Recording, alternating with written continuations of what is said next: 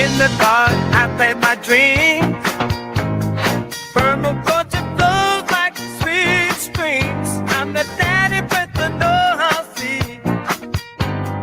Creating the world like it's meant to be. Permaculture, P-I-M-P, I'm the king. That's it, love in everything. Bring a change, making it last. Join the permaculture on the rooftop under the sun's embrace. Welcome to episode 303 of the Permaculture Pimpcast, where PIMP stands for Permaculture is my passion. The only Pimpcast on planet Earth where we discuss permaculture preparedness and practical living, of course. I don't know why I like that part of the chorus more than anything else, but hey, it is what it is, y'all. Hey, when you get a jam out there, you got to let it play. Let the music play. Anyway, this is episode 303 of the Permaculture Pimpcast. This episode, as always, brought to you by Hickory Ridge Soap from TwoOldCrowsHomestead.com. Turn that simp into a pimp. Bam! Living Soil Foundation. Yeah, we started that foundation to get Western North Carolina cleaned up. And folks, I'm hoping to have some pretty good news for y'all in a week or two. It's really hard to say. Trying to get some results, some soil results on what's going on right now. And we're putting your money to good use. We got some trees in the ground right now. Hopefully tomorrow or maybe even Sunday. I'm not even sure. Today's Thursday, so I'm not even sure. We're going to get some mulch down on these trees and get everything hopping and popping because the wind has been kicking around here. Well, as you can see, I'm not alone in the studio. I got my sidekick here. I'm the Permaculture Pimp Daddy, and you are? Pasture-raised pimp. Bam! Want to thank everybody for being in his house tonight. So we got a lot in the chat right over here. Yeah, Virginia Brundage says, are you two related? Billy and William? Maybe. Allegedly. Allegedly. You know, if I keep getting darker like I am, I'm gonna have to catch up. Yeah, you're definitely gonna have to catch up. But I want to thank everybody for coming in the house, and I want to thank Renewed Homestead. We'll be seeing them tomorrow because we're going to head over there and we're going to put a couple of sheep in the freezer ahead of time of our class that's going to be on Saturday. Now, I'm going to be there tomorrow with William and Michael, and we're going to go over there, get some things squared away, and, make sure everything that we need for the class is, going to be there.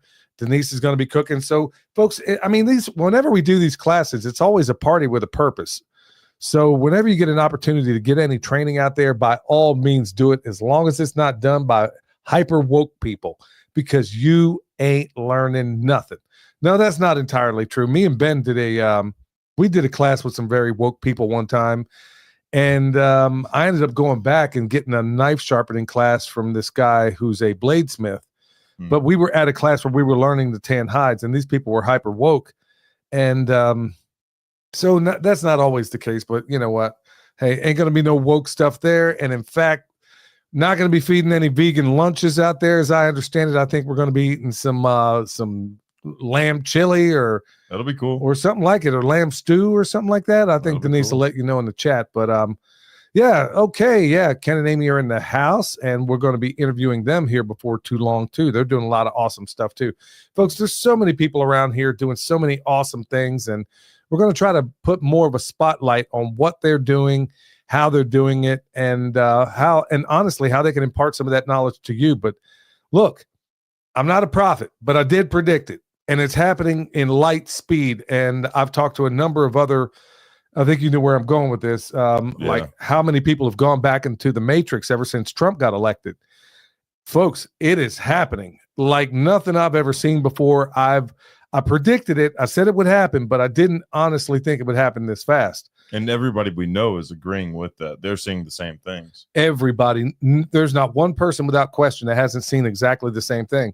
So remember when I told you this homesteading thing is something of a fad? It really is. Obviously not to the people that are in here right now, but it is absolutely, it's been a fad for the longest time. And at least ever since a Democrat's been in, actually, I would say going back to Trump's first term, but then everybody thinks happy days are here again. And all you people, a number of you have written to me saying, hey, you said land was going to be for sale. Well, I'm not in the market, so you're going to have to do the looking, but I guarantee you so many of these people have gone back into the matrix, and they're going to keep going back into the matrix. And no matter what goes down or what doesn't happen, they are headed back into the matrix. And I've talked to a number of other people that are in the influence space, whether it's in podcasting or whether it's in the YouTube channel.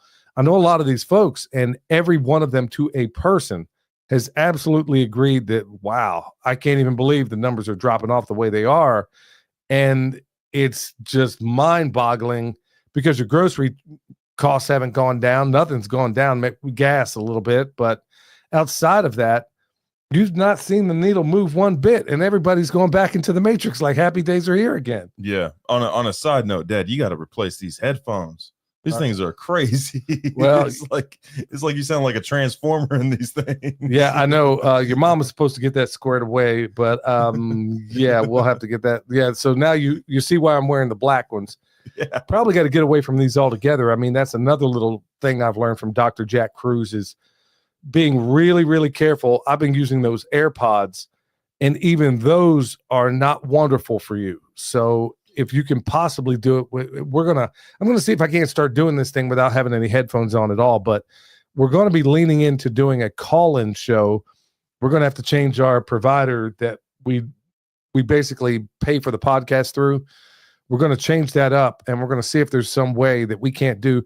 It's one thing to sit here and read your chats, which are great. I mean, those are awesome, in so many different ways.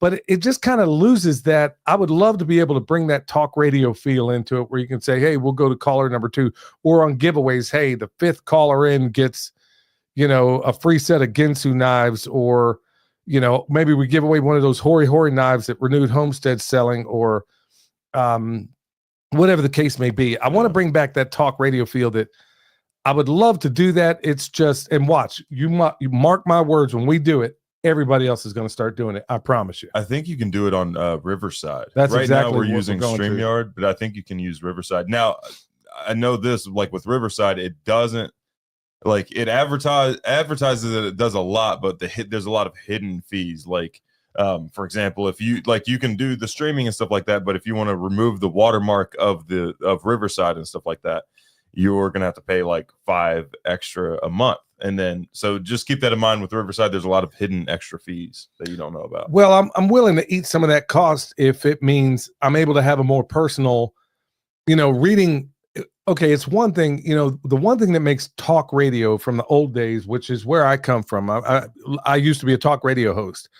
The thing that makes the show work isn't really even the host. It's the people that call in. Well, how did you become a host? Because I was calling in. Yeah, I was calling in, and that's exactly how it worked. I mean, I was passionate, and I remember the first time they gave me this nickname, and it stuck with me the whole time in Kansas City, is I would call in.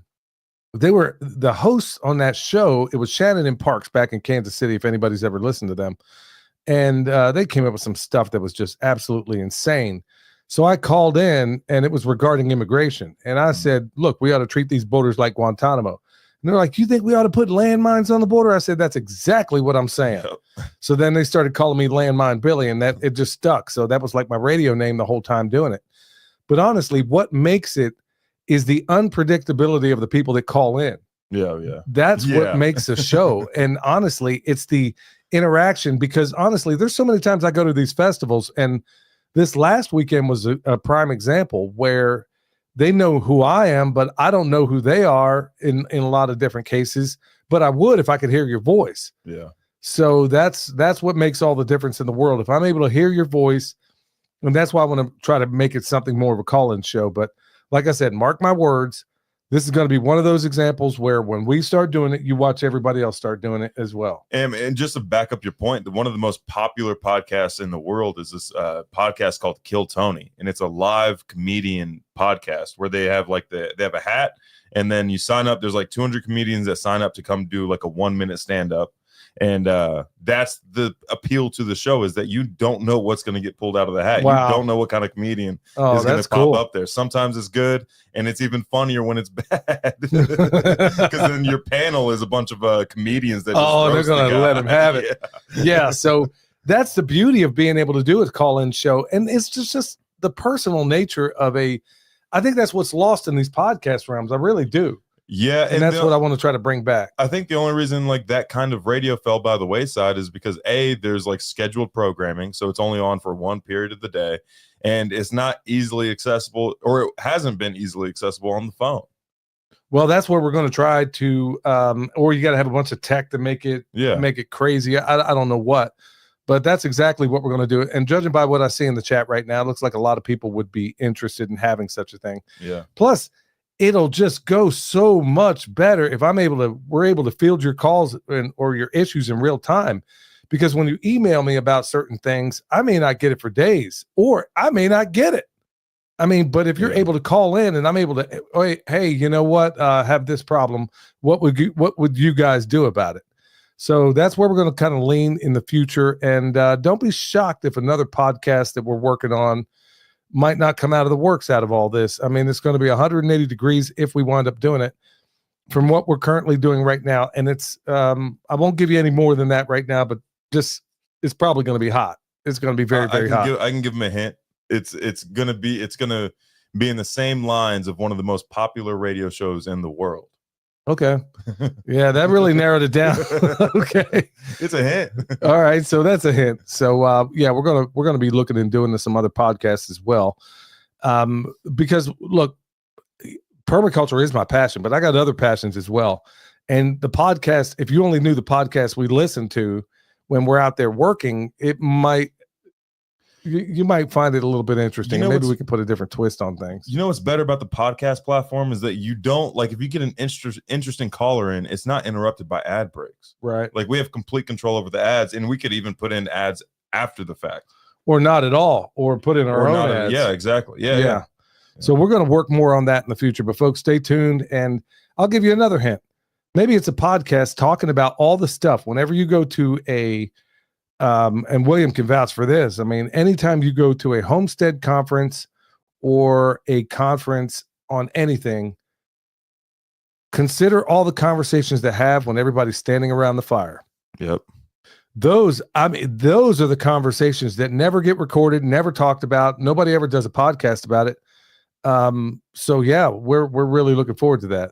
We got to get the Homestead twins to call in. Oh man, boy, they would they would knock the boots off of a show, man. These guys. Oh, I'm sure I'd love to have them on as guests, man. But yeah, so we're going to talk about a lot of the things that we talk about around the fire, some of the topics it's the permaculture pimpcast. So, the name kind of keeps us within a narrow band of certain things we can talk about, but I really want to expand it. Now, I've been able to talk to a lot of people regarding health and a lot of the things that are going on out there. I've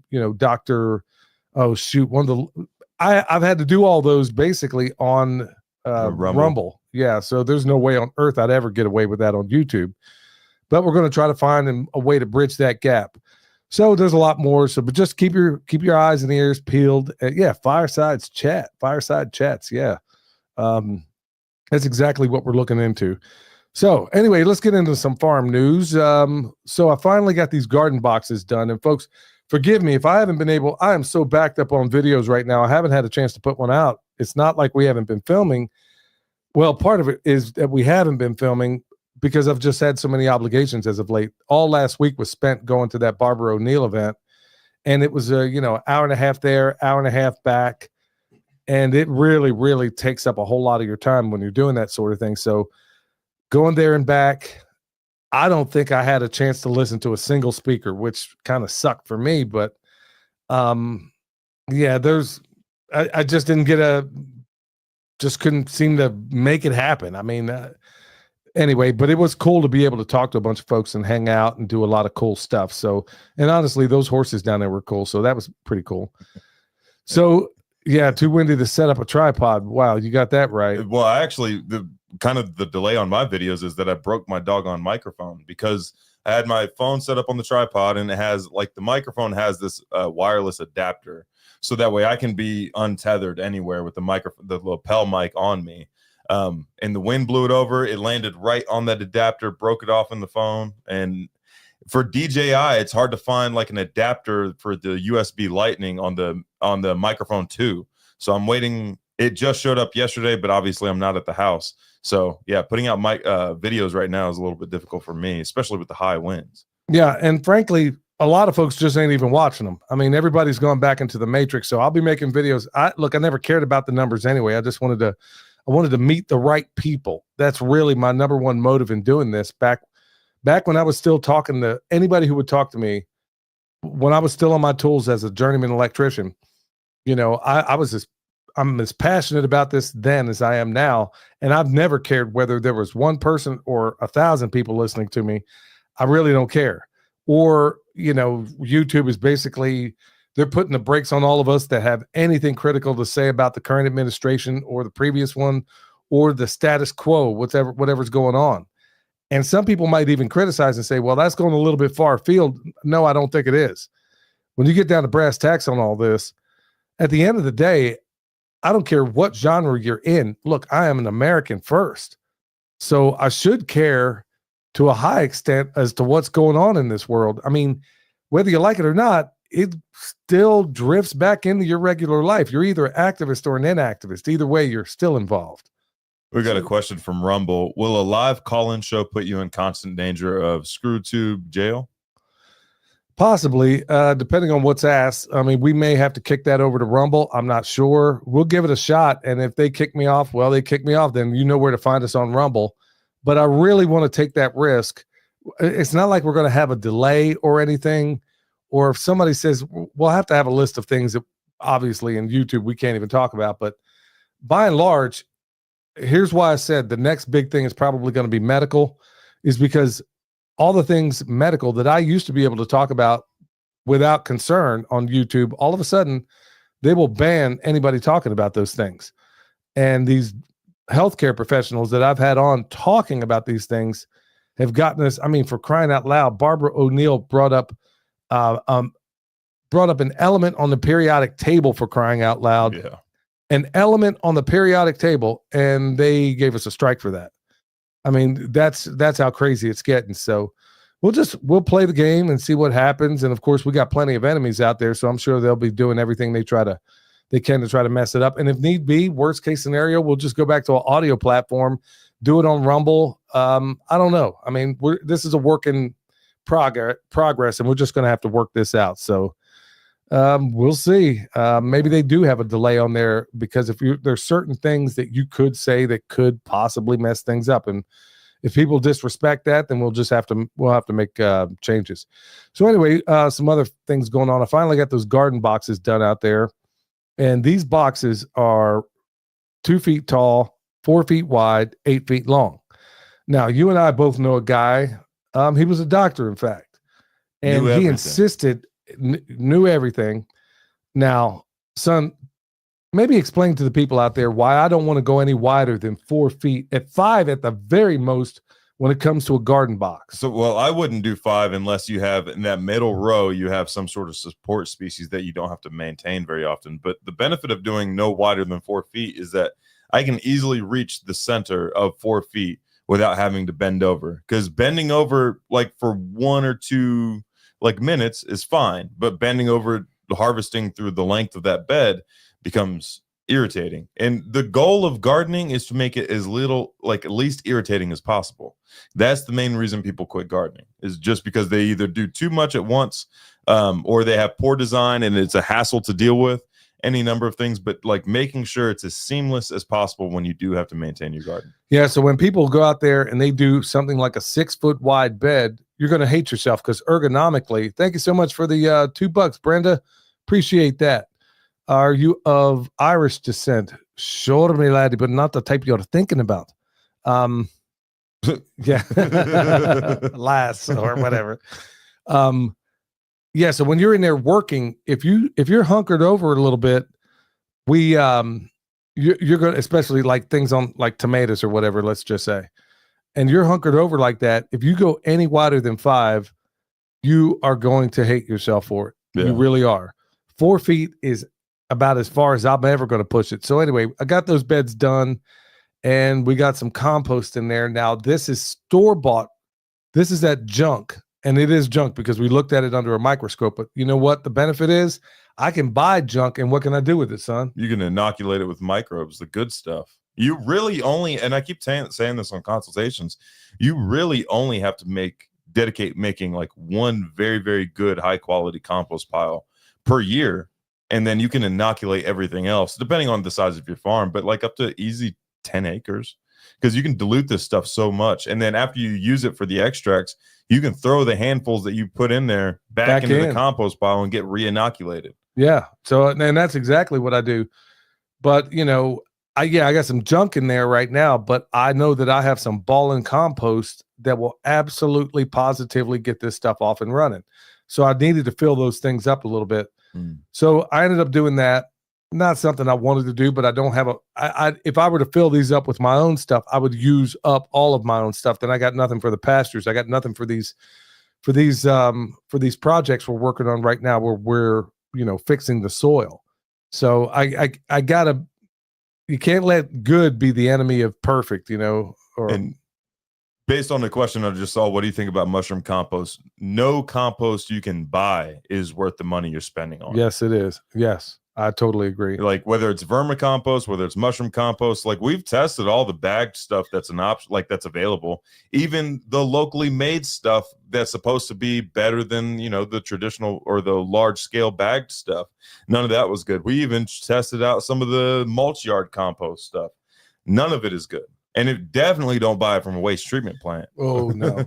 No, we got in fact, the stuff we got here, we got from a mulch yard, and it was supposed to be their high quality stuff. Okay, so we came back, looked at it under a microscope, and it's as awful as the stuff in the bag. Yeah. The only difference is I know that we can turn it around in record time, so I'm not that worried about it. I just needed something to take up the space, and then I'll top it off with my stuff, and then come back and hit it with extract once a week, maybe twice a week. You can always, there's always options. So mushroom compost, you're probably thinking, okay, it has some sort of fungal element to it. It doesn't. The fungi is all dormant in spores, which is inactive and not a benefit to anything. So you have to then create an environment where the fungi will thrive, but they only thrive if other things are in place already. It's not worth, especially the top dollar you're going to pay for mushroom compost. Well, that's what I bought. That's actually what I bought. So mushroom compost tells me there ought to be a lot of fungus in there, right? Yeah. Almost none. Yep. So it's a screw job 9 times out of 10 when they tell you mushroom compost. Show me under the microscope, Jack, because honestly, we found a few hypha in a couple of them, and you know, outside of that, I mean, there was really nothing in there in terms of mushroom, but it will be. So I just need a substrate to fill up the box. And then, of course, you know, in very short time, we'll go ahead and get that stuff off and running. Hey, son, you mind hitting that fan over there? Yeah. Yeah, I'm hot as a runaway slave up in here. All right, so here's some other stuff we got going on. Fires everywhere around here. And we got weird anomalies going on. And I'm thinking a lot of people out here are probably noticing them. Well, here I am at 3,000 feet, okay? Yesterday, just give you a prime example, the relative humidity at this level was around, let's say, 25%, which is extremely low. But somehow at, let's say it's Bostic, North Carolina, they had a lower relative humidity, even though they're lower, I mean, by 2,000 feet, they have a lower relative humidity than we do. How is that even possible? I talked to Dane Wigington from Geoengineering Watch about it. And yes, it isn't happening unless it's manipulated. And of course, every time you turn around, there's another fire coming up. So, yeah, folks, stay alert, stay alive. I mean, they're still spraying this garbage in the sky. They're about the very same things. And this is another reason why I don't understand why folks have gone back in the matrix. Trump has been in office, I don't know, 60 some days now. And we've had 3 days with no obvious chemtrails. They're still doing it at night, but they use a different mixture. 3 days and everybody thinks we've arrived. Got news for you. We haven't. So, fires everywhere. You saw them driving around, didn't you? Oh yeah. We actually this morning, because we were going to shout out to Grizz. We went and did a consultation for Grizz over in Asheville. And on the way into Asheville, we could see like a fire on the side of a mountain over towards like the Candler area. I want to say that's where it was, just based on like where I was on the interstate. I think it was in the Candler area. And you could just see this like, because the sun was still in the process of coming up by the time we left, and you could see like this red glow and then like a pillar of smoke coming up. Yeah, and then like the smoke rolled in earlier this afternoon. It started getting smoky in Asheville and everything, and yeah, it's just not good. There was a question: is it possible to grow mushrooms from coffee grounds in your pathways? Not the best place to grow your mushrooms, because your pathway, just by nature of it being a pathway, is going to create compaction. So probably not going to be the best route to go. I don't know if you guys can hear a baby crying in the background, but sorry if you can. That's June. It's my grandbaby. She's very tired. Yep, very, very, very tired. We had her out looking at animals today, so Yeah. she's wore out, and I guess she doesn't want to go. She wants her kisses from her grandpop. That's what's up. Yeah, Cindy says though they seem to have ramped up their agenda. Yeah, I totally agree. I mean, they've kicked up the agenda, and nobody seems to notice for the most part. I mean, you have people with the Trump derangement syndrome on both sides of the equation. Sadly, yeah. You got some people where Trump can do no good. I'd like to know, all this money you're saving from Doge, are we going to split it? I mean, what's happening with that? Are you going to get rid of my taxes? I think those are, when are you sending Doge over to NASA? What's up with Fort Knox? Yeah. When are you sending Doge over to NASA? Yeah. Tell me, they're getting like 6 million a day or whatever they get. I forget, but send them over to NASA. They're getting paid to lie to us. Yeah. How about that? To draw, to make images for us. That's what they're getting paid for. You're sitting here, in fact, these latest videos, man, are such a joke. I mean, it's just blowing my mind, but yeah, send them over there. I mean, send them over to the Pentagon, send them over to wherever. And then all this money we're supposedly wasting, it ought to be making all of us say, why are we even paying taxes? But yeah, Cindy, I fully agree. They are absolutely positively ramping up what's going on out there. And by and large, nobody cares. I mean, it's almost getting to a point of frustration, at least for me, because it's like, no matter how much information you put out there, it doesn't move the needle, which goes back to what I've said before, that when you have a population, history shows that when you have a population this decadent, only known cure is starvation. I'm dead serious. That's when people start to wake up, because it doesn't even matter at this point. And honestly, when you check out the work of Dr. Jack Cruz, you also realize that everybody is like blue light. I mean, if you're using these cell phones, and folks, if you just check out his work, it will absolutely positively blow your mind how much is being done through these phones to control a lot of the people out there. And you have no idea.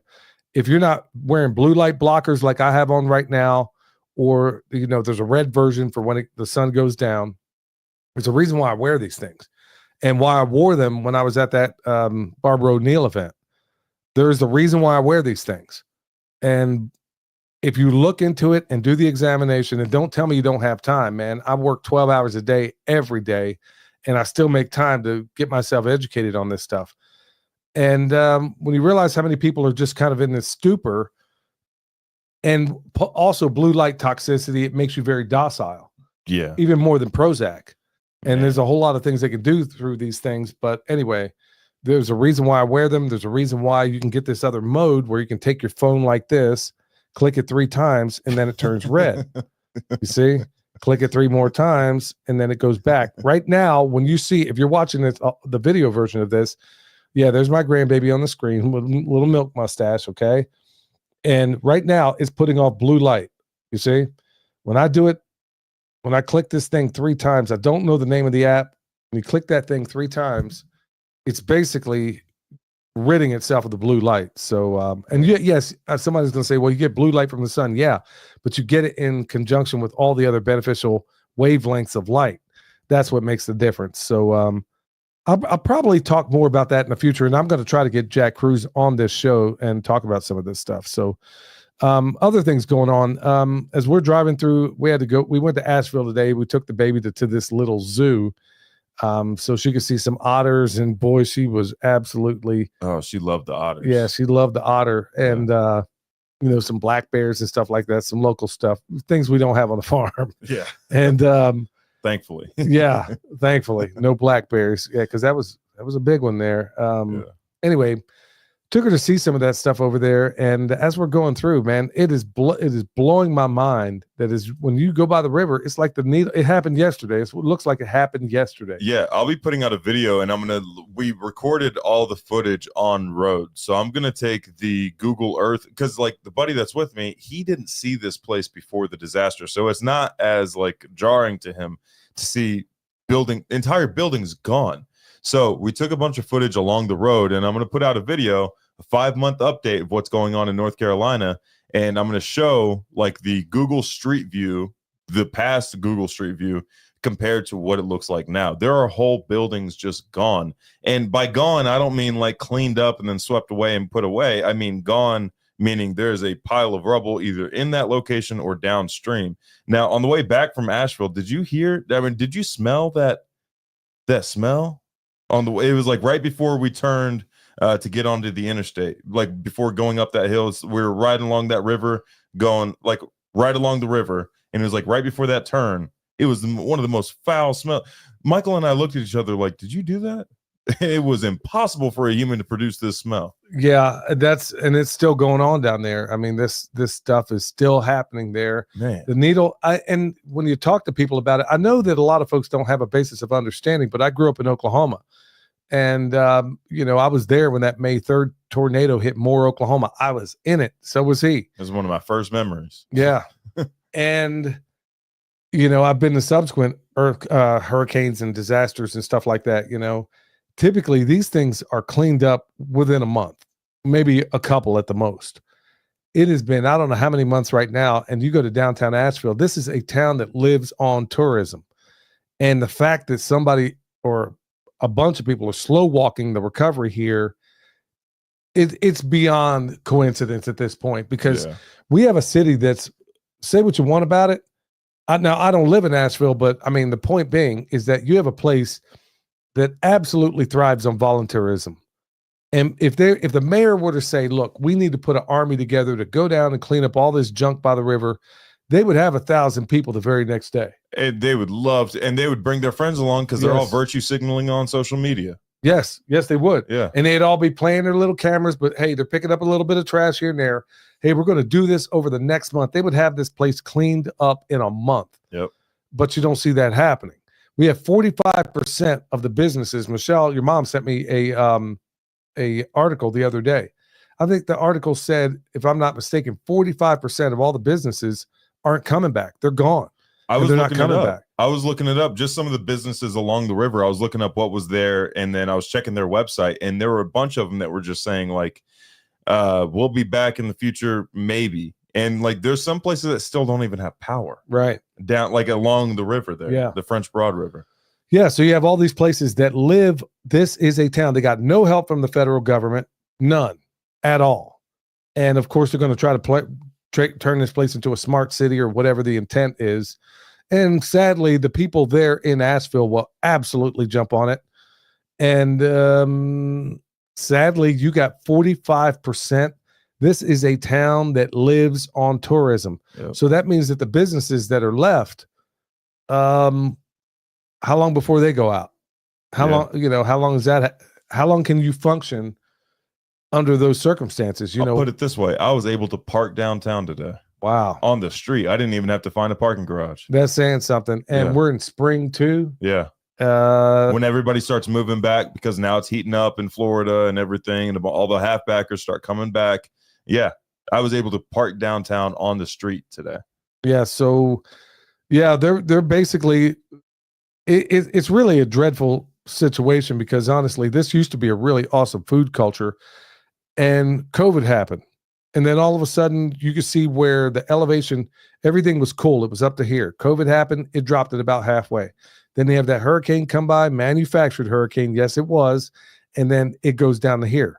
So this is just the story of, I just happen to live here, but the very same thing is happening in so many different places all throughout this country. But like I said, if you had a mayor that was worth 2 dead flies, she would say, oh, I got an idea. Oh, I forgot. She's a Klaus Schwab graduate. I'm pretty sure. She couldn't even find her for the first 2 weeks. No. And then all of a sudden, glad handing in the whole 9 yards.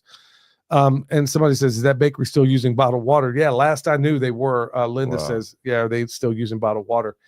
I don't think they're trusting the water. And knowing Donnie and Stephanie over there, they do not play when it comes to quality, man. No. They only use organic everything. And when everybody else was still, when they said it was okay to use the water as long as you boil everything, they weren't doing it. What shocked me with them is that if they bake a pan of like cinnamon rolls, for example, the perimeter doesn't get sold because that's baked differently and that reacts differently in the oven than the interior rows and batches. They give those to what, the homeless or something? No, they don't even give the homeless that. They give the homeless the stuff they don't sell, and they give us the stuff to give to pigs and chickens. Wow. So, I mean, because they don't, I mean, it's not like they say, hey, let's give these bums some, the stuff on the edges. Yeah. That's not what they do. They give them the stuff that literally didn't sell that day. Wow. So it's just as good as the stuff that goes out of the front. I'm telling you, the homeless eat better around here than most people with jobs. Absolutely. There's some homeless. They really do. Like, I wouldn't say before and during the beginning of COVID, there were a bunch of homeless people that would just wait outside restaurants knowing that somebody was going to bring them a to-go plate of food. Yeah, I mean, you got Ken and Amy. It says we had to close our business for the first time because of COVID 5 years ago today, and we're going to have them on the show here soon. And we're going to be talking about this stuff because these are the people that everybody's forgotten about. This whole region lives on tourism, and nobody in any level of government has any interest whatsoever in trying to move the needle because so many of us that are in this space rely on tourism, or we support those that do. Yeah. I was telling Michael today that there's businesses that you will see or would have seen that exist in Asheville only because they are in Asheville. Right. If they were in any other place, they would not No, exist. they wouldn't. No, that is the absolute truth. So let's talk about some other stuff that's going on here because there's some things I really need to get into. I didn't mean to spend so much time on that, but son, I had to ask you about this latest discovery. I mean, now, they came out with the JFK files, okay? And by the way, people like Roger Stone, insiders like Roger Stone said there's like 30% of them missing or redacted. So no, you didn't get all the JFK files, and you definitely didn't get the Epstein files, even though we've been told we're going to get the Epstein files for another month. But what happened right after the JFK files got released? Oh, bam, we done found all this stuff under the pyramids. Under the pyramid. And you've had this since 2022, but we're just now hearing about it. I didn't know that part. I didn't know it was like 2-3 years old. Wow. 2022, they had this information, and it just now hits the streets right now. So I'm supposed to believe now, with no evidence whatsoever, everybody's just falling hook, line, and sinker for this. Folks, remember, every single thing. I defy anybody. Over the last 100 years, give me an official story given by your government that didn't turn out to be a lie. I'm talking like major story. I'm talking like 9/11, JFK assassination, the Gulf of Tonkin incident, Pearl Harbor, all the way back to World War I. Over the last 100 years, you find me. So I know the government supposedly wasn't responsible for this discovery. Now, is it there? I don't know. But everybody's just believing this stuff. I'm supposed to believe that with ground penetrating radar from space, okay, do they have this technology? Maybe, probably. But all the people that are champions that are telling you that this thing has happened, Sandy Hooker. Yeah, thank you very much, Margie. Sandy Hoax, because that's exactly what it was. And we just got this shut off. Yeah. Well, I didn't actually say it. Is that a drone? Yeah. Yeah. So, do you find that a little bit strange that all of a sudden, right after the JFK nothing burger, well, all they did was tell us that Israel was definitely in on it. Yeah. The timing of it definitely seems off, but like, okay, if it is true, the first thing that came to my head was just, the flood, like the biblical flood. Like, if it is true, then it just like proves that there was a flood even more, it seems like. And it just got, I don't even know, but how, like, that doesn't affect any of us today. It does definitely seem like a distraction. Hold on. You sound like that guy, Ben. Who's that Jewish guy, Ben, that told us we shouldn't worry about oh my goodness. I can't think of that guy. I want to punch guy, him. Like the debate guy that everybody wants to punch in the face. Yeah. I can't think of his name either. Somebody tell me out there, Ben something. Shapiro. That's it. Thank you. 10 millimeter. Yeah, so Ben Shapiro says, well, look, we ought not to be looking into this JFK stuff. I mean, it's so long ago. Okay, well, why don't people say that about the Holocaust? Yeah. Okay, you people are still getting, all this hay out of the Holocaust. So if that's your position on JFK assassination, that it happened 70 years ago, circa thereabouts, well, the Holocaust happened long before that. So why are we still talking about it? Yeah. Oh, I know why you don't want to talk about it, because all of a sudden, one of the few things that came out, and like I said, people like Roger Stone and a number of others are all saying, dude, we didn't get a fraction of what was going on. And look what Judge Napolitano said regarding what Trump told him personally over the phone about why he didn't get rid of. Folks, go look that one up. I wish I'd have played it for this show. Regarding why Trump didn't release the files the first time. He said, if you saw what was in there, you wouldn't have released it either. And this is, so all of a sudden we find out, hey, our greatest ally in the Middle East was in on it. Oh, how about the USS Liberty? Who did that? And why can't we talk about it? The most decorated ship in history. Who is responsible for that? Who was almost certainly in on it in some way or another? I never could understand how Abraham Zapruder, the guy who took that Zapruder film during JFK's assassination. If you heard bullets being shot all the way around you, that's a good point. How was he able to hold that camera so doggone steady? That's a good point. Because all you got to do is set off a firecracker and you're going to see that thing shake. Yeah. We're talking an 8 millimeter film from 1963, and you got to crank this thing. You hear bullets flying from every single direction. They blow his head clean off, and that camera didn't even flinch. Yeah. So, yeah. On a side note, I figured out how to clean up Asheville overnight. Invite Xi Jinping out. They'll clean it up. They'll clean it up overnight, like they did San Francisco. Yep. All the problems will be fixed overnight. Yeah. And Tammy says Trump didn't arrest Hillary either. Yeah. There's a long list of things, but then they keep throwing out this pablum to the American people, and we just keep buying it, hook, line, and sinker. You throw out, okay, you give us Epstein files and there ain't no files. You don't tell us who actually did it. You give us JFK files of all the information we already knew. The most damning stuff didn't even get released. And even that butt kisser, Alex Jones, even said as much. Yeah. And then all of a sudden you don't hear him saying another word about it. Roger Stone admitted it straight up. So I did find that curious. So other good news, on a happy side, trees are starting to bud out, but are we due for another freeze?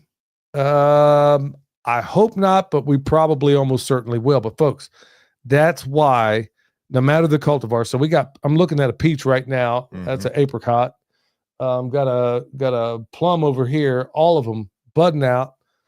So what strategy do we use in case, if I got a peach over here, is there a reason why I wouldn't want to plant just that one kind of peach, no matter how much you like it? Well, there's a couple different techniques to, I guess, on topic of the show to avoid that mistake. There's a couple different techniques. Diversity in cultivars. So if there is a late spring frost, like the benefit of diversity in cultivars, and even just peaches, because some peaches bloom later in the spring than others. So some might provide fruit earlier in the year than others, but let's say you get a late spring frost, you still have the backups that provide late fruit later in the year, that bloom also later in the year. So having a diversity in cultivars ensures resilience, but also using the technique of microclimates, because the microclimate up here behind this house is different than the microclimate at the bottom near the food forest. It's going to be colder there than it is up here behind this house with the thermal mass of the mountain behind it. So there's a couple different techniques that you can ensure, like that help ensure resilience. And then that little pocket pond you have over there, that's a little warm microclimate that stays greener longer than the surrounding area. Well, then also you got to worry about frost pockets in certain places down the hill. But one of the strategies, I'll just hit this one a little bit more, folks, and you might want to consider it if you're thinking, let's say you love peaches, you love pears, you love whatever, get early, mid, and late of every single variety that you can. Early, mid, and late. Because the last couple of years, any of our peaches that produce early, okay, they got frosted out. Now, there are methods, and I've talked about it on Patreon a little bit, where you can go out with a pump sprayer in the morning, or if you have a mister, all you need to do is 9 times out of 10, Go out there with that pump sprayer before the sunlight hits it, and if you spray it down, I mean, it'll move the needle on a couple of degrees. I mean, that may mean all the difference between getting fruit and not. So get early, mid, and late. So you may lose some of that early stuff, but the mid and late you may very well keep. And that's exactly because remember, it's permaculture, preparedness, and practical living. So 2 is 1, 1 is none. 3 is 2, 2 is 1, 1 is none. You get the point. So that's exactly part of the reason why you want to do that. And it's just smart farming. It really is. So you never just put one cultivar like they do at all the orchards down in Hendersonville. Yeah. Where you get a blight, you get a pest problem, you get a frost, and you get all of your apples wiped out simply because you did not take into account what either one of us had said here. So you don't have to make those mistakes at home. So don't. And then also doing a sepulcher and putting a tree in an area that doesn't get direct morning sunlight. Like you let the atmosphere around it warm up before the sun hits those direct the petals directly or the blooms directly. So like letting the area around the tree warm up, thaws out the blooms, and then the direct sun comes later in the day. That's a technique you can use as well. A lot of different ways to go about it, folks, but consider early, mid, and late of every single cultivar you have out there, especially now because I have a sneaking suspicion. We did that show not long ago about 2025. Folks, we have not hit the finish line. And I really believe this has every potential of being the most tumultuous year in living memory. If a lot of this stuff pans out, and there's a lot of time left in this year, y'all. So hold on to your hat. Didn't cross the finish line, not even close to it. And if nothing else, just look at the US dollar. Does that look sustainable to you? Yeah, me neither. All right, Redemption Shield, 10% off with promo code PERMA. Look, you want to stay G'd up from the feet up, and that means starting from the ground. So if you're going to be stuck in the house, and you ought not to be, especially with a lot of the things we've been talking about as of late, you want to try to get out as often as you can and put your bare feet on the ground. When you can't, check out Redemption Shield. They got some stuff that'll get you squared away. 10% off will get you. You will get 10% off with promo code PERMA. Wave Watch. You know that watch you see me wearing all those videos, especially when I'm out and about. I don't leave home without it. Actually, I did today, but I don't leave home without it. Because if you find yourself in a bind, I mean, it makes your mom was having some serious cramps on the way down.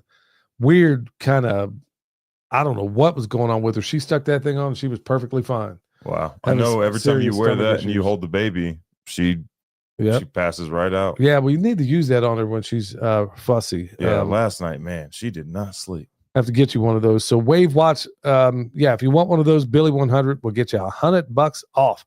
Now, remember, the best festival you don't know about is about to come up May 2nd through the 4th. It's called Mountain Readiness. So go to mountainreadiness.com. I'm going to be there. A number of others are going to be there as well. And we're going to be talking about some really cool stuff. Folks, these guys were the first ones that I know of that were able to bridge that gap between permaculture, preparedness, and practical living.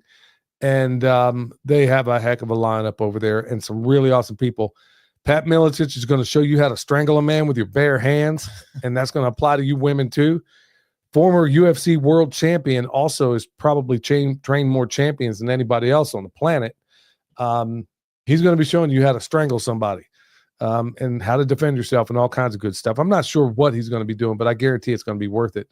Dr. Will's going to be there. I'm going to be there, and a number of others are going to be there. A lot of former operators are going to be there as well. Thank you, Denise, for putting that up on the screen. So with that, y'all, looking forward to that. We got a processing coming up this weekend. I know a lot of people have kind of hit me up about it. You know, hey, folks, you snooze, you lose. I mean, there's only so many slots for these things. And a number of people have hit me up about this. And I think they allowed one extra overflow that they were able to fit in there. But folks, you can't sit on this thing. This is probably going to, like I said, it's probably going to be the last processing I do this year. Just got too many irons in the fire. And so really looking forward to that. And we'll see you there for all the people that are going to be part of it. All right. So good news coming up. Check this out. Mainstream media finally admits lockdowns were a disaster. About time. I could have told you that a weekend. Well, think about what they told you too. Everything they told you was polar opposite of what could have cured you. Yeah. Getting vitamin D, grounding, being outside, all those things would have helped immeasurably for so many people out there. And that was the polar opposite of what they told you to do. I mean, how much more?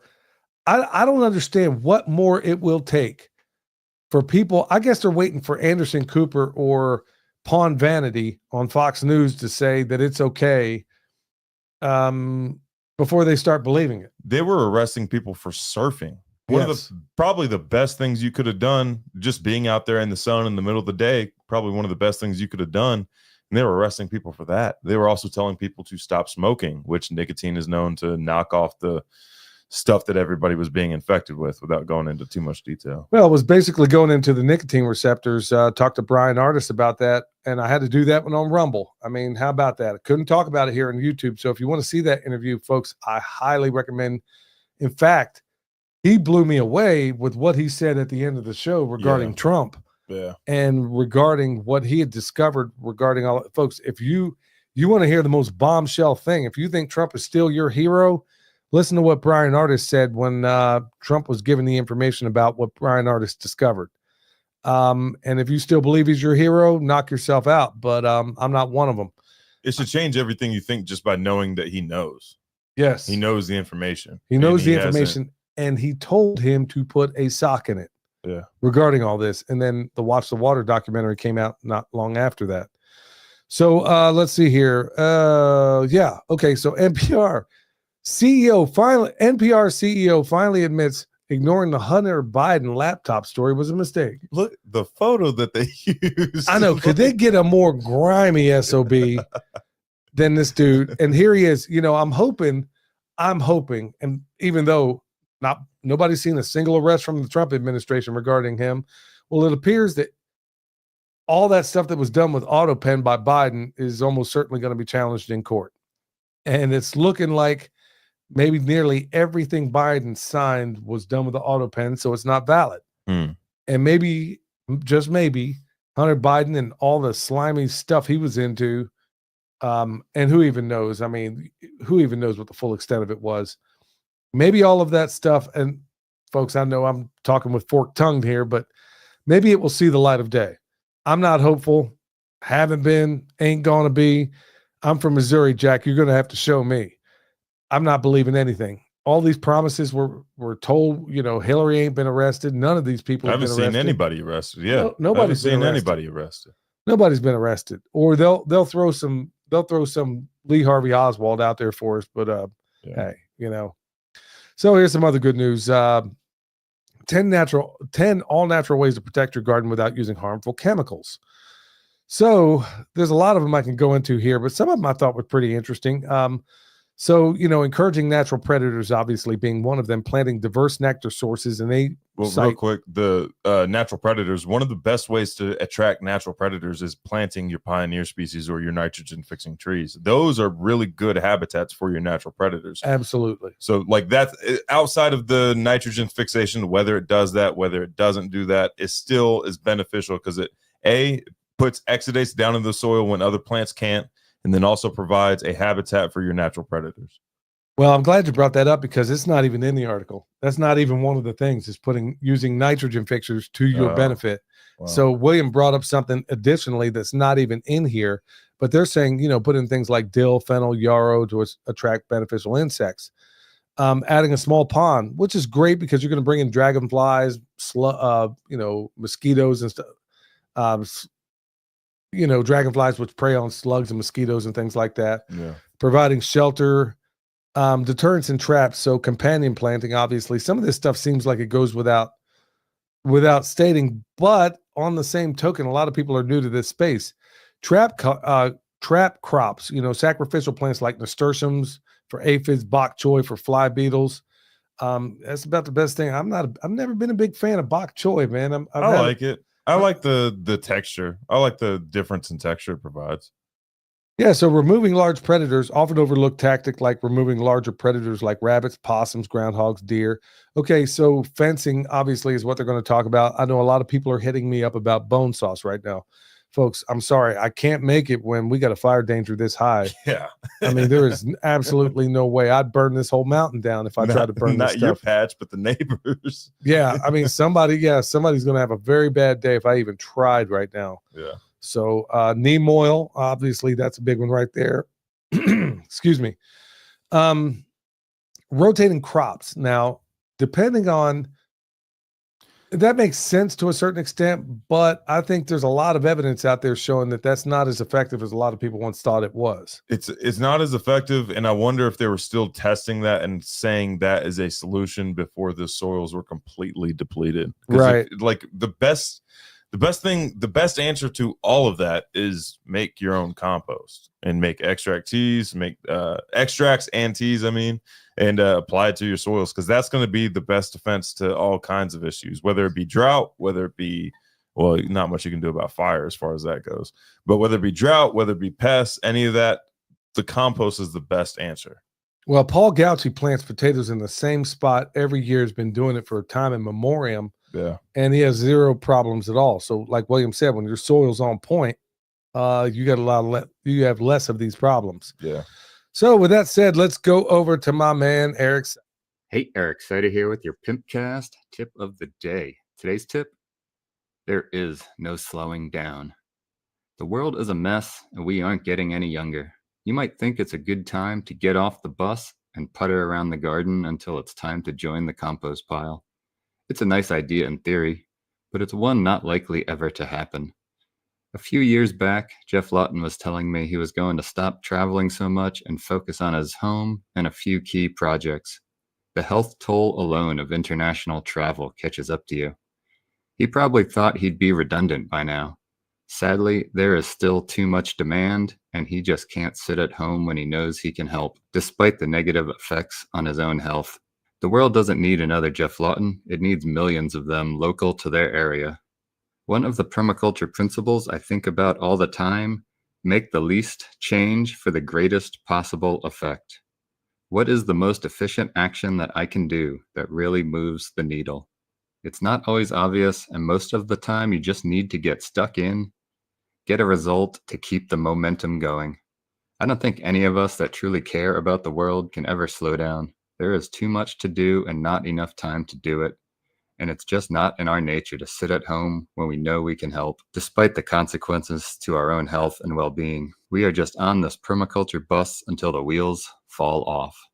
You can find me on YouTube and Instagram at Eric Seider. And if you're in need of permaculture t-shirts or remote permaculture consultation and design, head over to ericseider.com. And for those in the Sacramento area, check out my permaculture community group, permaculturefairoaks.org. That's my dog right there. Thanks, Fed Up. You knew what was coming. Yep. But boy, he really explained it all right there, because he described exactly what I go through right now, and I'm sure you too, to a great extent.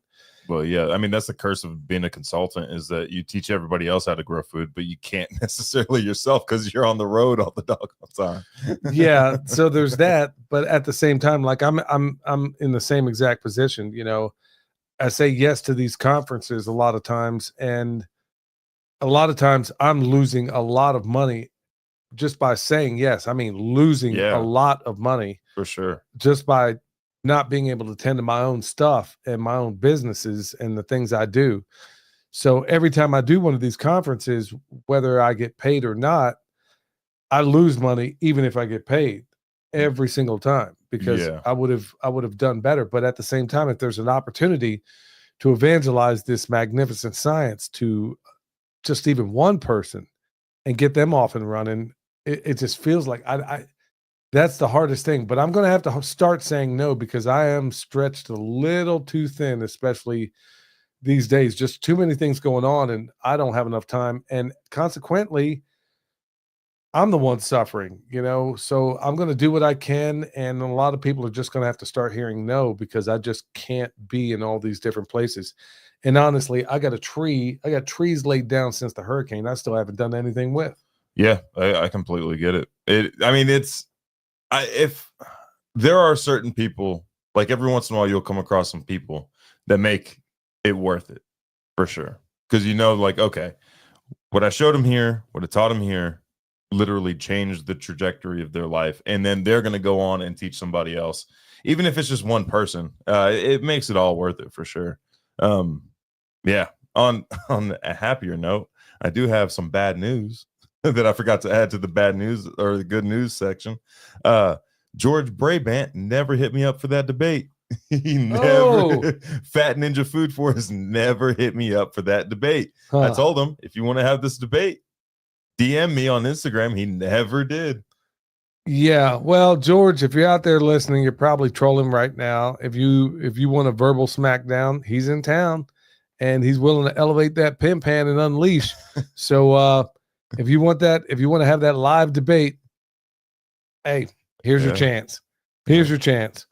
All right, so let's get into it. So we're going to talk about I know there's a whole lot of people that are still new to this space. I met a number of them in the last couple of weeks at these conferences. And I just want to look, these are some things that we've touched on before, but I want to make sure we hit them again. And and honestly, for some of you old pros out there, it might be helpful to you to hear some of this stuff as well. Look, here's some tips. First of all, start with a dog. I got a designer with me in here that does it pretty much as his full-time job. Well, it is my full-time job. YouTube doesn't pay nothing. Yeah, well, that's a fact. Yeah, start with a good design. And I tell them, I was telling someone else, there was a lady I met, it was at this latest conference, and seemed to be a well-to-do lady, and she had just bought this land, and I was telling her, I said, look, she says, what advice can you give me? I said, the best advice I can give you is you are down the road from Joel Salatin. I would pay heavily for a consultation. Joel is just down the road from you. And I'm not so sure she heard what I was saying, because honestly, son, okay, so the pitfalls in a bad design, I mean, what are they? I mean, to the point where they could get you to quit. Like the most common one I would say is starting way too big, way too early.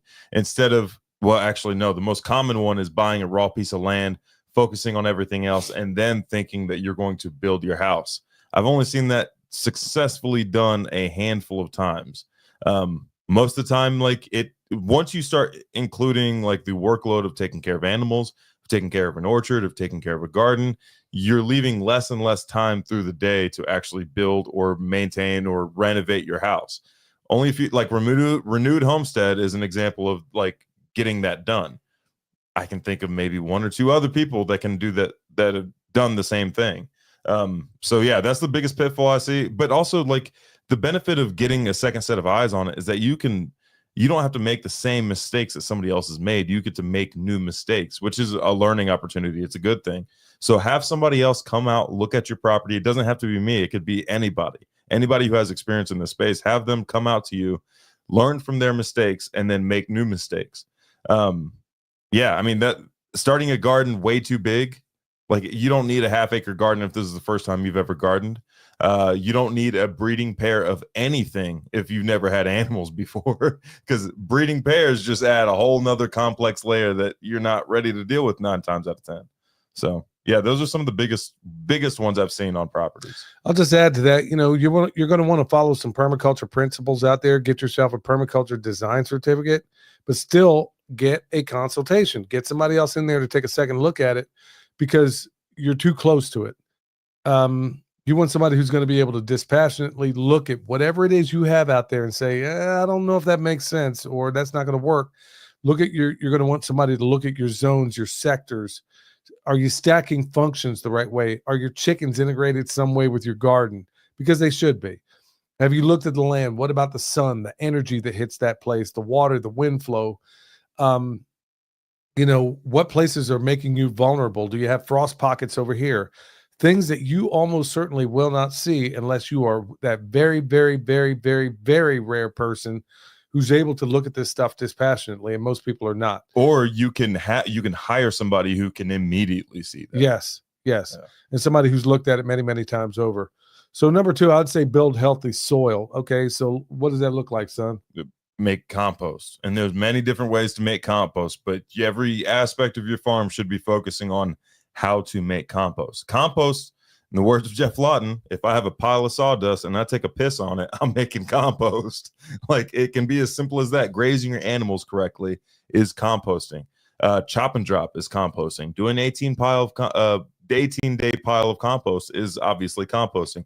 Chicken tractor on steroids is composting. But every aspect of your farm should be building soil or composting in some sort of way, which is going to make your plants more resilient, your animals healthier, better product overall, and make it way easier on you. Drought proof, not fireproof, but less likely to catch fire if you don't have a bunch of bacteria dominant Chinese silvergrass growing. So yeah, you're going to want to you're going to want to stay away from those fertilizers that everybody seems to think they need out there. Yeah. And if you're on that bandwagon, you want to try to wean yourself off of it, because it can be all the difference in the world. They're giving your animals a bunch of dewormer. Well, you're killing your top predator down in the soil every single time you do that. Mhm. So you want to avoid that. So number 3, diversify plants and animals. We talked about that to a certain extent just a little while ago regarding the trees and stuff. Well, why don't you go into that a little bit, son? So diversify plants, meaning like I've told people to literally, if it is like plant everything you want to do,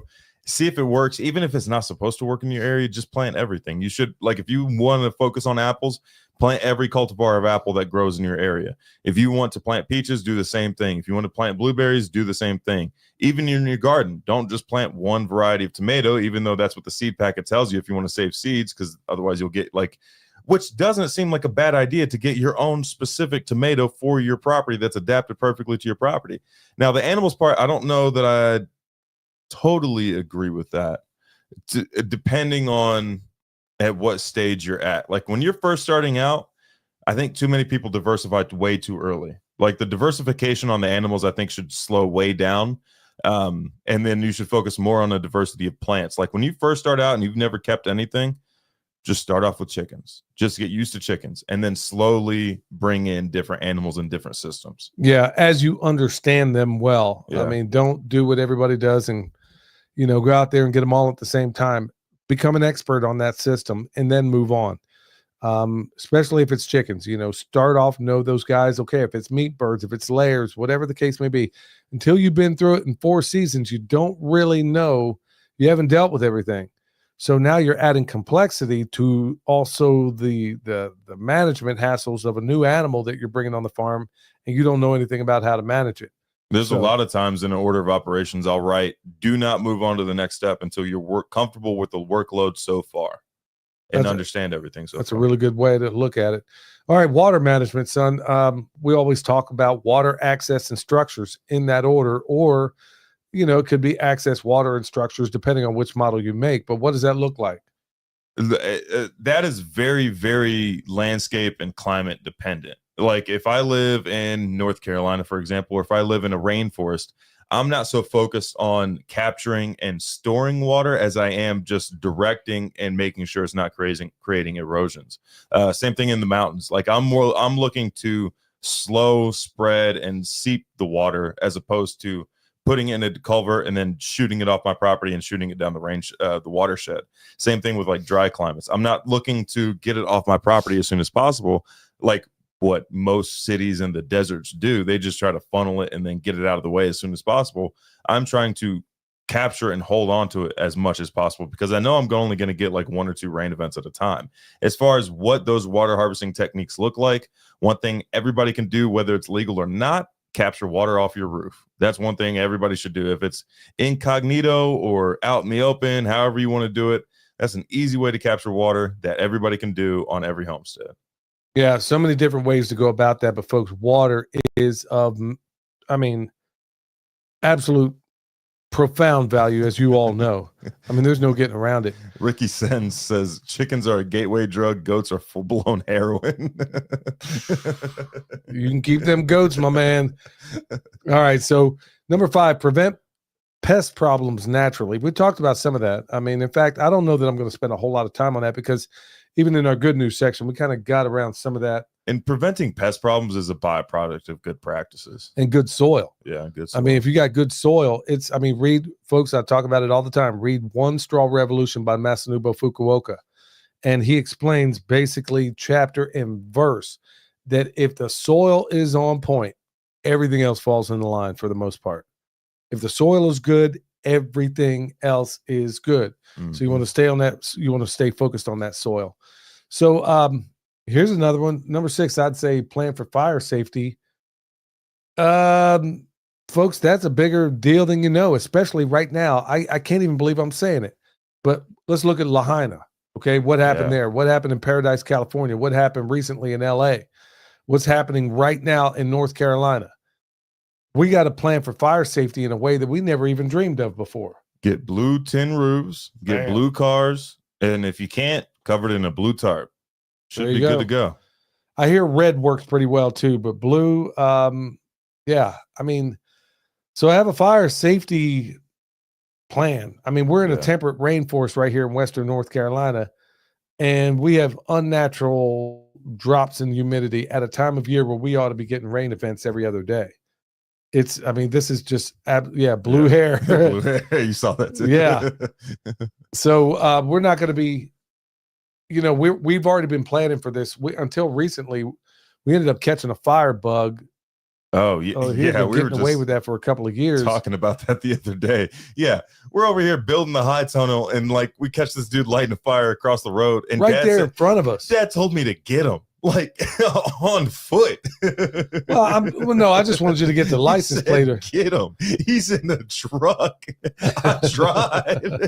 I got his license plate, but he also did it right in front of like a government employee or something, and she turned him in. Well, he must have been drunk off his butt to sit there and do it, not even know that we were there. He got caught with venomous snakes in his house or something. Like he had like endangered rattlesnakes in his house too. And then he got pulled over and he fessed up to everything. He gave him he might still be in prison. Yeah, haven't had a fire since. But yeah, you want to have like grazing areas, ponds, and you want to have a strategy these days, y'all, because your number one threat. I hate to tell you this. I ain't worried about the Russians. I'm not worried about the Chinese. I'm worried about my government. I'll be honest with you. Holler if you hear me, folks. Because more accurately, your neighbor. Yeah. Yeah. I mean, that guy was a neighbor that was lighting the fires. Well, no, I mean, I'm worried more about the government than my neighbor. I would say neighbor. What's my neighbor's reaction to the government's plans? Well, there is that too, but I mean, just my position is, there is nothing they tell me. If you had, and that's why I don't understand why anybody believes anything they say, but yeah. They're the ones controlling these directed energy weapons. Yep, that's exactly what they are. That's what happened in Paradise. We don't see phenomenon where you got a tree literally with oranges on it 5 feet away from a brick home where the brick is gone. The brick is gone from the house. And somehow we got oranges on a tree that was 5 feet away from it. Explain that one to me. You can't. Yeah, so that's directed energy. Saw it on 9/11. Read the book, Where Did the Towers Go by Dr. Judy Wood. It's an expensive book. Even if it's still even in print, it's an expensive book, but it will explain to you chapter in detail, in great detail, what happened on 9/11 and how that stuff is being used today. So, number 7, manage weeds proactively. Now, I see weeds a little bit differently. Weeding a garden, I'm not down for any of that stuff. That's why I sheet mulch. There are 2 tasks on this planet that I hate with a passion. Number 1 is weeding. Number 2 is painting. I can't bear to do either one. So if I don't want to weed, then as soon as that crop or whatever it is done, I'm going to sheet mulch it. Or do Jeff Lawton's chicken or his instant garden, which is basically sheet mulching. I'll just sheet mulch over it, produce record amounts of soil, and still get an awesome crop out of the deal. Thanks so much, Brenda. The government doesn't scare me as much as entitlement. Yeah, well, the government and tape. Hey, folks, I'll just tell you this: who's the number one murderer in history? It's government. Okay, it's called democide. They murdered more people than anything. There's not even a close second. So not just our government, I'm saying all governments, but as far as my list of trust, the government is right at the top. Anybody associated with it. And just remember, like J.R.R. Tolkien said, the most improper job of any man is bossing other men. Not one in a million is fit for it, and least of all those that seek the opportunity. And yes, Osborne family, Deborah Tavares interview. Yeah, I'm a big fan of her work. And I think she would probably agree with me on that. As far as weeds, son, let's talk about that. I'm all about some sheep mulching, man. I am not trying to weed anything. What's your solution? I also don't have any issues with weeds, depending on how how thick and fast growing they are. For example, like if people were to look at my garden last year, they would think, wow, that's a very weedy garden, but it was very intentional. I had clover as a living mulch in my garden, and that's the fastest transformation I've ever seen in soil before. And also in Texas, in northeast Texas, I planted sweet potatoes, watered them in, and then that was it. And that was the last time I watered them, and had a fantastic sweet potato harvest. But I kept a living cover crop of clover going the whole time. Now, Shield Maiden for Christ was asking, what is sheep mulch?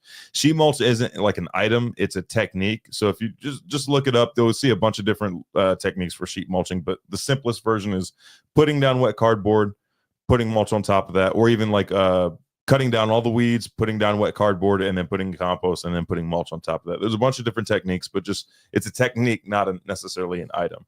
So we're basically smothering out the weeds with the cardboard, and it's making a worm super highway underneath there.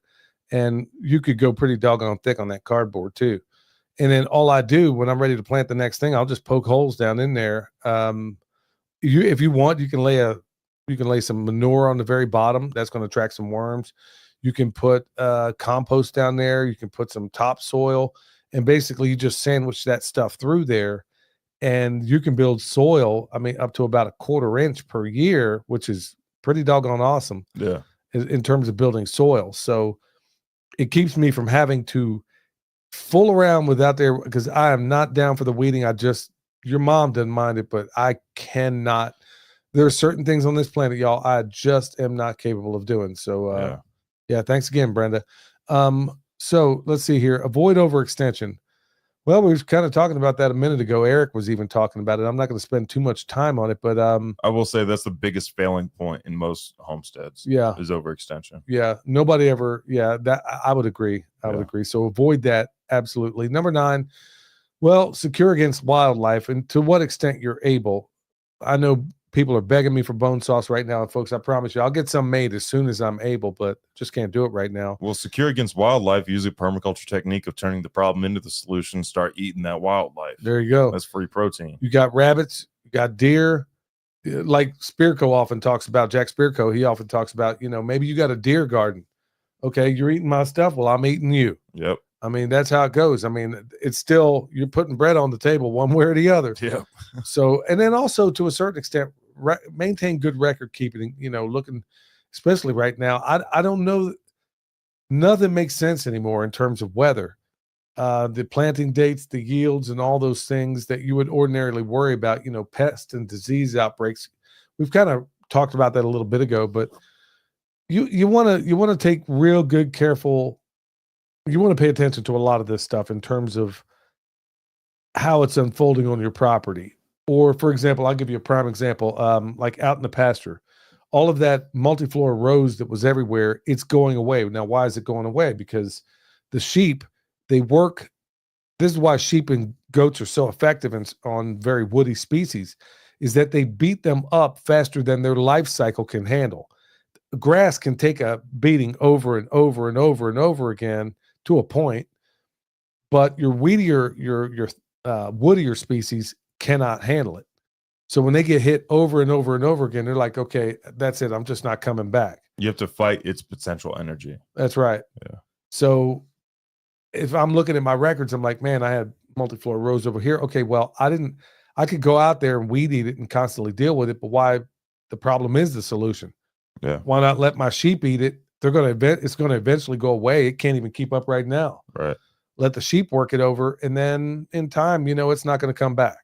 So, and I'm seeing that already. So that's another good way of going about it. I found one multiflora rose plant on the way to pick up Milk Boy, or not pick up Milk Boy, but I put Milk Boy over there with the sheep the other night. And that is a night and day difference than when we first moved onto this property. Yeah, we had that stuff everywhere, and we're changing it around. And even in the areas where we have that Chinese silvergrass, we found ways to change it around, to turn it upside down. And so that's exactly what we are going to continue to do. So we practice these things. I mean, maybe not all of them to the full extent that we would like, but we do the best we can. And that's all you can do right now. Well, folks, hopefully some of those tips will help. Anything else you want to add to that, son? No, I think we did it. We covered it. Yeah, I believe so. Well, I want to give a shout out to Renewed Homestead for handling the chat. And I want to give a shout out to everybody out there watching this right now. Hey, folks, if you would, go to our podcast platform, give us a thumbs up and give us a review if you would. It's on every podcast player you can find. Yeah, tell everybody, where you heard this thing. And we appreciate your support. And like I said, just hold steady in the future. We're going to be doing some other stuff as well. And I think you're going to dig it. Until next time, stay alert. Stay alive. Learn a new thing. Channel and nature. Let the knowledge ring. With roots that run deep.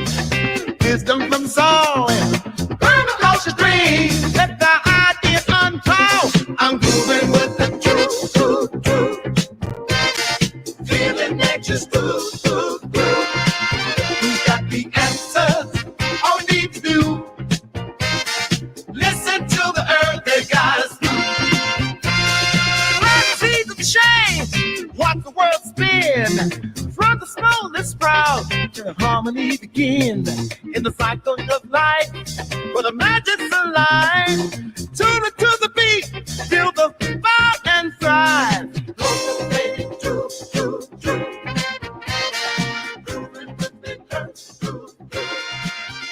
So much wisdom.